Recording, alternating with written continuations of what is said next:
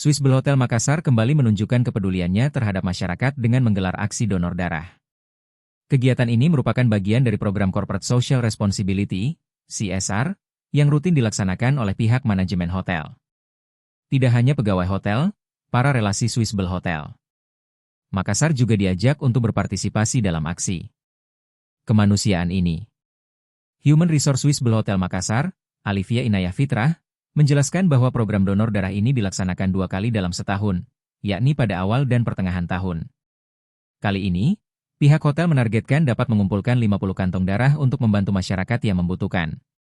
Selain donor darah, Swissbell Hotel Makassar juga menyediakan layanan pemeriksaan kesehatan gratis bagi para pendonor. Bekerja sama dengan Paramita Lab, peserta dapat memeriksa kadar gula darah dan tekanan darah mereka.